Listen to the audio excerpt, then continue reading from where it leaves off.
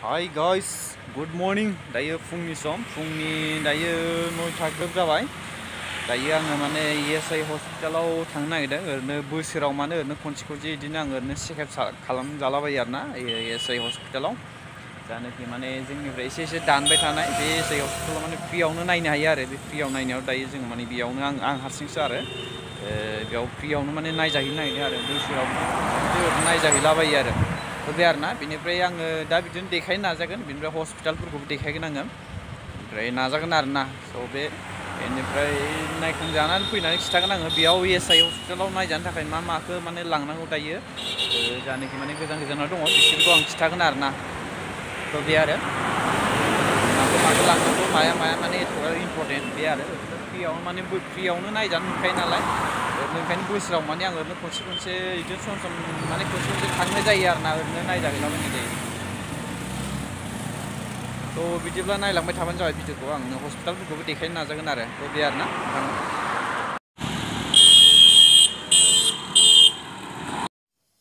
स' लोगोफोर दायो आङो हस्पिटाल मोनफैबाय हस्पिटालाव मोनफैनाय आङो दायो हस्पिटालाव दायो जानोखि माने एन्ट्रि खालामग्रा रिसेपसन बेयाव थांदों आङो हस्पिटालफ्रा बेनो आरोना हस्पिटालखौ माने भिडिअ बायदिसिना बानायनाय माने एलाउ गैया बिदि माबा गैया आरोना ओंखायनो आङो देखायनो हादिया मोजाङै थ' बे आरोना लोगोफोर आङो बिदिनो नायनानै नायखांजानानै माने बोसोराव आं खनसे बिदिनो फ्रियाव मोननाय नालाय बिदिनो बोसोराव खनसे ओरैनो फ्रियाव नायजानो मोनो नालाय ओंखायनो माने फ्रियाव ओरैनो खनसे नायजाहैलाबाय आङो दायो जानोखि नैबे 2021 बे बोसोराव माने आं नायजाहैदों आरोना स' बे आरोना लोगोफोर बेनिफ्राय आङो माने उनाव खिथागोन आङो बेनि जानोखि माने मा माखौ इम्परटेन्ट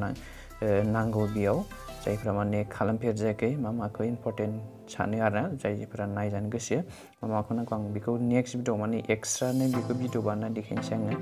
बेयाव माने माने जादियाना जास्ट बेयाव माने ब्लग देखायनाय जासिगोन आङो बेयाव भिउसफोरखौ नायनो हागोन मोजाङै मोनोबा बिदिनो नायलांबानो जाबाय आरोना स' बे लोगोफोर आं दायो हस्पिटालाव माखांनानै माने ओरैनो थांफिनसिगोन आरोना बे आरो हस्पिटाला बिराद गिदिरानो आङो देखायबाय थानाय दायो आं जानोखि नायजाहैदों माने तेलेंगानायाव बियो जानोखि ESI हस्पिटाल होनना बुङो बे आरो नायजाखांनानै आं दायो रुमाव फैनो नागिरदों बेखौ लाफिनसै आङो सिरिजों गाखो लांगासिनो दं आं दायो गाखोफैनानै निउसफोरखौ गाहायफ्राव नाहरबा फार्स्टनिफ्राय जानोखि एन्ट्रि सिरि बेजों एसे गोजौआनो गाखोलांनांगौ बेराफारसेथिं लिफ्टबो थायो आं लिफ्टजों गाखोबाय थानानै सिरिजोंनो फैबाय आङो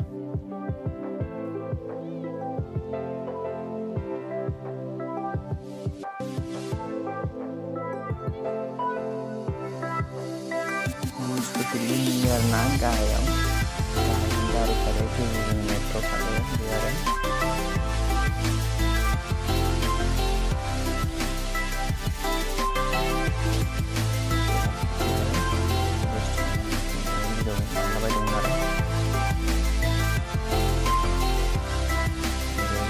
लाथ'वाखैनो लानोसै आङो थांनानै बेयावबो एलाव गैया एथ'ग्राब आं सोङाखै आरोना एलाव दंना गैया मोजां सोङाखै आङो जास्ट ओरैनो बानायलाबायनायल' आङो बेयो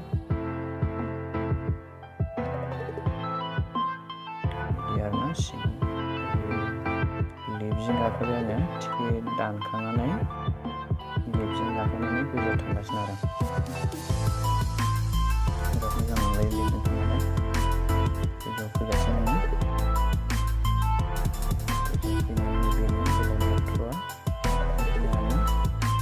बारा गोलाव थाया बियो एसे गुसुं थायो कारेन्टजों खारो आरोना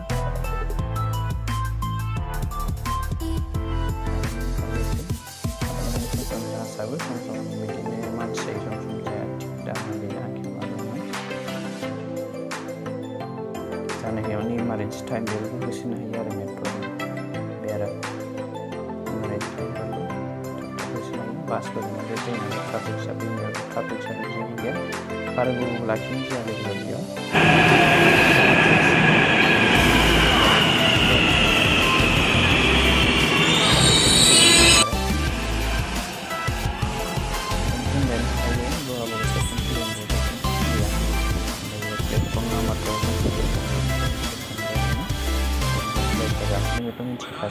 ट्रेननि बायदिनो एखेयानो आरोना ट्रेन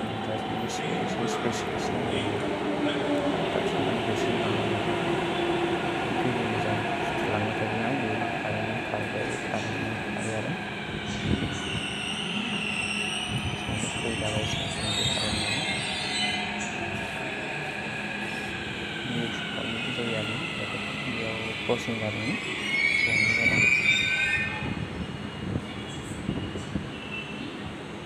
एलबि नांगौ ओरै थांनाया बेबो मोनसे ओमफ्राय नैबे थांनाया ओरै थांनाय आरो थिग बेबायदिनो देखायबाय थाखायो आरो ना बर्डआव गोजौनि बर्डआव बिदिनो देखायबाय थाखायो आरो थांजादोंमोन ओमफ्राय आं बेयावनो ओंखारदोंमोन आरो बे लोगोबो बे आंबो ओंखारनानै दंलायो फैनो नागिरबाय आरो ना लासैनो रावबो बेबायदि खालामबाय आं लासै जानानै फैदों लासैनो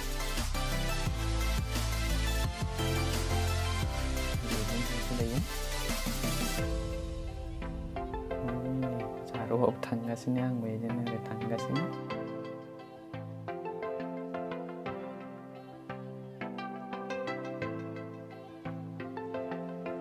बेयाव माखासे शपिं बायदिसिना एटिएम बायदिसिना फेसिलिटिफोरबो थाखायो आरोना बेयाव माखासे बिदिनो बबेबा माबायाव सुबिदा होलायनायबो वार्कआउट थायो आरोना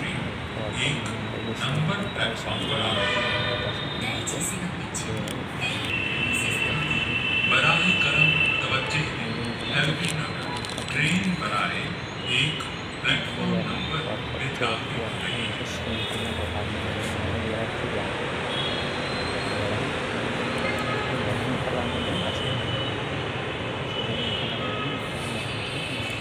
एसे गाखोनाय बेयाव थांसै आरो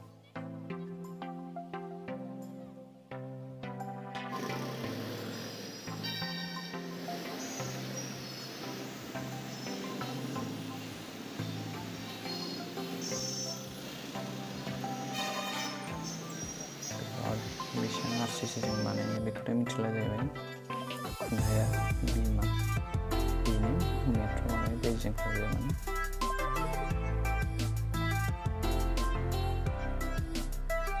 स्टेशन मेट्र' स्टेशन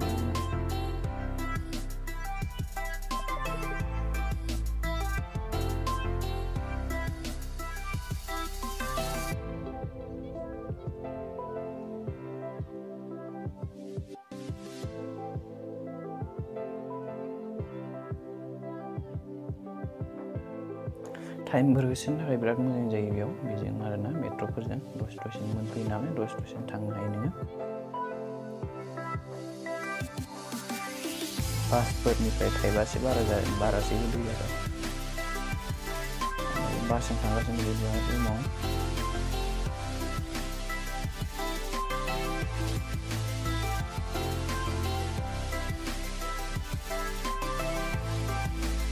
भिउसफोरखौ नायलांबानो जाबाय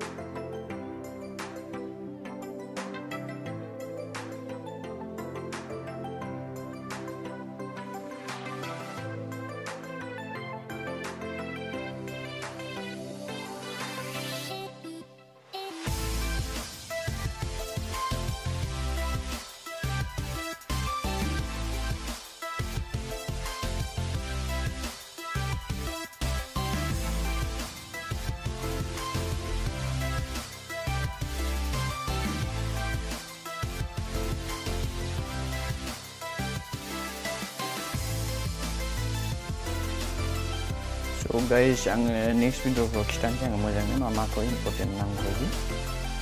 So guys, आङो दायो रुमाव थांग्रा लामाखौ मोनफैबाय. दायो आङो रुमाव थांगासिनो दङ. बिदिब्ला तो दिनैनि ब्लगा बेनोमोन नोंथांमोन. भिडिअखौ नायना मोजां मोनोबा बिदिनो लाइक कमेन्ट खालामबानो जाबाय. ओमफ्राय चेनेलाव गोदानबा साबस्क्राइब खालामबानो जाबाय. मोजां मोनोबा नोंनि लोगोनोबो शेयार खालामना हो. तो दिनै ब्लगा बेनो. भिडिअखौ नायनायनि थाखाय गोजोननाय थाबाय. Bye bye. Thanks for वाचिं.